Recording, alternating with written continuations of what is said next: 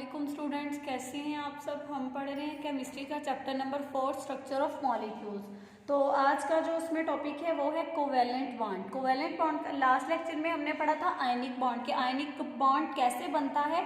वो बनता है कंप्लीट ट्रांसफर ऑफ इलेक्ट्रॉन्स के इलेक्ट्रॉन्स का मुकम्मल तौर पर जो है वो ट्रांसफर हो जाए तो वो आयनिक बॉन्ड बनाता है। आज हम देखते हैं कोवेलेंट बॉन्ड किस तरह बनता है। कोवेलेंट बॉन्ड जो है वो ऐसे बनता है कि जब हम ग्रुप 17 और ग्रुप 13 के एलिमेंट्स को आपस में रिएक्ट करवाते हैं तो उनके दरमियान जो बॉन्ड बनता है वो म्यूचुअल शेयरिंग जो है उनके वैलेंस इलेक्ट्रॉन की वो होती है। वैलेंस इलेक्ट्रॉन यानी आखिरी शेल के जो इलेक्ट्रॉन है वो शेयर होके एक बॉन्ड बनाते हैं जिसको हम कोवेलेंट बॉन्ड। इसकी डेफिनेशन है The bond formed due to mutual sharing of electron is called covalent bond.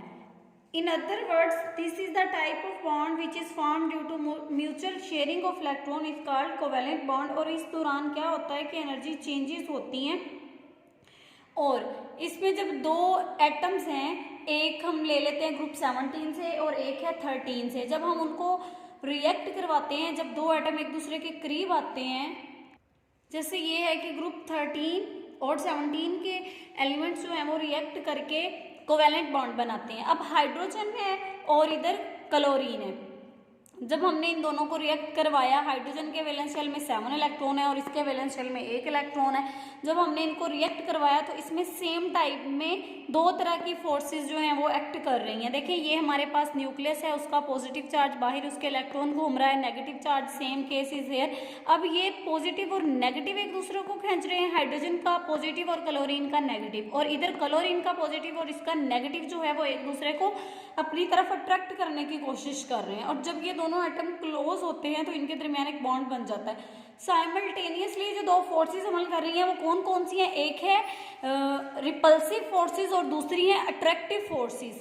जब रिपल्सिव फोर्सेस डोमिनेंट हो जाती हैं तो बॉन्ड नहीं बनता, लेकिन जब अट्रैक्टिव फोर्सेस जो हैं वो गालिब आ जाएं तो बॉन्ड बन जाता है। अब इन दोनों के दरमियान अट्रैक्टिव फोर्सेस जो हैं वो गालिब आ गई हैं तो इन दोनों के दरमियान HCl के दरमियान एक बॉन्ड बन जाएगा। और ये बॉन्ड किस तरह बनेगा? By the sharing of their valence electron. तो इसको हम कहेंगे कि ये कोवेलेंट बॉन्डिंग है। अब ये जो हाइड्रोजन और क्लोरीन के दरमियान बॉन्ड बना है ये है कोवेलेंट बॉन्ड की एग्जांपल। नेक्स्ट इसकी टाइप्स हैं कोवेलेंट बॉन्ड की। इसमें हम देखते हैं बॉन्ड पेयर की definition. The electron that pair up कि मतलब वो क्या है, जुड़ जाता है to form a chemical bond is called bond pair, कि जिसमें इलेक्ट्रॉन जो हैं वो पेयर अप हो जाते हैं केमिकल बॉन्ड बनाने के लिए, हम उसको कहते हैं कि वो बॉन्ड पेयर है। अब depending upon their bond pair covalent bond की 3 टाइप्स हैं। फर्स्ट वन है सिंगल कोवेलेंट बॉन्ड, सेकंड है double covalent bond and third है triple covalent bond. Single covalent bond देखते हैं, हम इसको रिप्रेजेंट करते हैं सिंगल लाइन से दो एटम्स के दरमियान। और जब कोई एटम्स जो हैं, जो बॉन्डेड एटम हैं, वो दोनों जो हैं एक एक इलेक्ट्रॉन जो है अपना शेयर करें, उसमें एक एक इलेक्ट्रॉन हिस्सा ले, तो हम उसको कहते हैं कि दोनों से, मतलब सपोज जैसे हमारे पास हाइड्रोजन की एग्जांपल है कि हाइड्रोजन का ये क्या है, एटॉमिक फॉर्म में। और जब हमने इसका मॉलिक्यूल बनाना है तो हाइड्रोजन जो है हाइड्रोजन के साथ रिएक्ट करेगा तो इसके ये दोनों क्या करेंगे, अपना एक एक बॉन्ड शेयर करके बॉन्ड बना लेंगे और ये मॉलिक्यूलर फॉर्म में। और ये एग्जाम्पल है हमारे पास सिंगल कोवेलेंट बॉन्ड की कि when one electron is contributed by each bonded atom is called single covalent bond. और इसको हम सिंगल लाइन, दो एटम्स के दरमियान देखिए ये सिंगल लाइन से रिप्रेजेंट करते हैं। इसी तरह सिंगल कोवेलेंट बॉन्ड की और एग्जाम्पल भी हैं।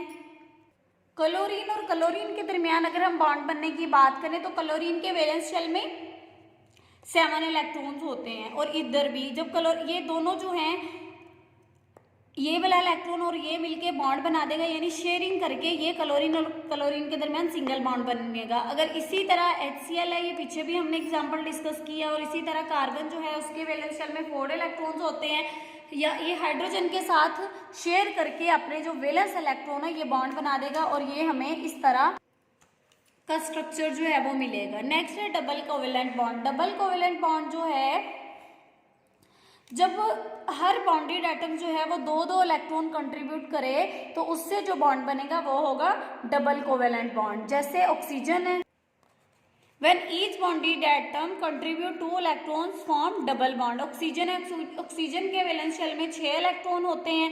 अब बॉन्ड पेयर में भी जो मतलब बॉन्डिंग में हिस्सा ले रहे हो वो तो ठीक है, जो नहीं ले रहे हो हम उसको कहते हैं कि ये लोन पेयर है। अब ये ऑक्सीजन के दो लोन पेयर हैं, अब इनको हम जब रिएक्ट करवाएंगे तो ये दोनों जो इलेक्ट्रॉन्स हैं ये ऑक्सीजन के दो, इधर से ऑक्सीजन के दो आपस में मिलकर डबल बॉन्ड बनाएंगे और इसको हम इस तरह भी लिख सकते हैं। इसी तरह नेक्स्ट एग्जाम्पल है इथीन के मॉलिक्यूल की।